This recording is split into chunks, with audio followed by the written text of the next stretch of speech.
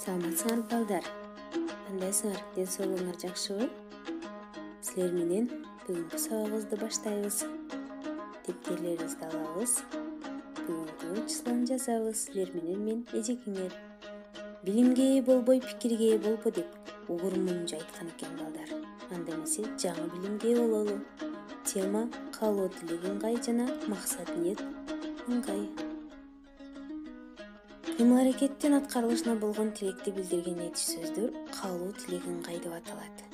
Демек биз өз каалоолорубузду билдирген сөздөрүбүздүн баары каалоо тилек ыңгай. Кантип жасалат карагылачы? Айын, алы, айлык, гаели, саа жак мүчөлөр менен жасалат экен. Барайын, келейин, баралык, көрөлүк, барайлык, көрөлүк, барга элек, көргөй элек. Балдар, түшүндүңөрбү? Карагыла, 436-көнүгө. Ай айланып жаз келет, айтпай кантип турайын, күлүктүн оозун бурайын көпчектин ордуна коюлат. Салмактуу сөздөн айталык, аман эсен кайталык. Алык мүчөлөр менен жасалды балдар. Болдуңарбы?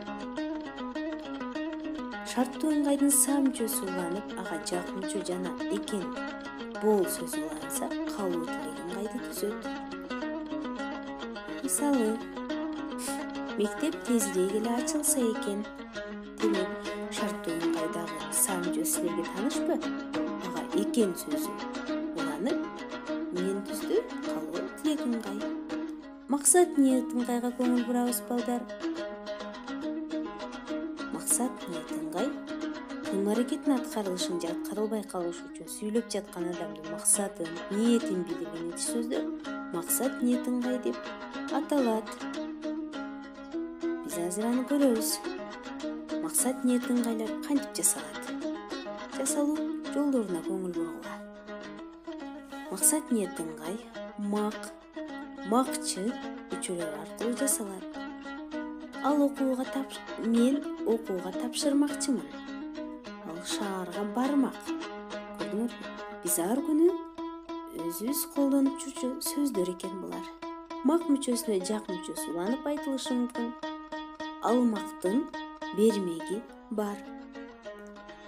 Балдар, сабак түшүнүктүү эле болдубу? Анда эмесе, темада берилген ар бир сөзгө бирден мисал келтиребиз. Тапшырманы толук аткаралы. Тапшырманы толук аткармакчымын. Көрдүңөрбү? Ушул эки эле сүйлөмдө эки башка айырма бар.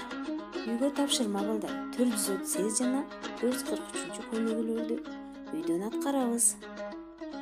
Кайтарым байланышта жолугушканча саламатта болгула.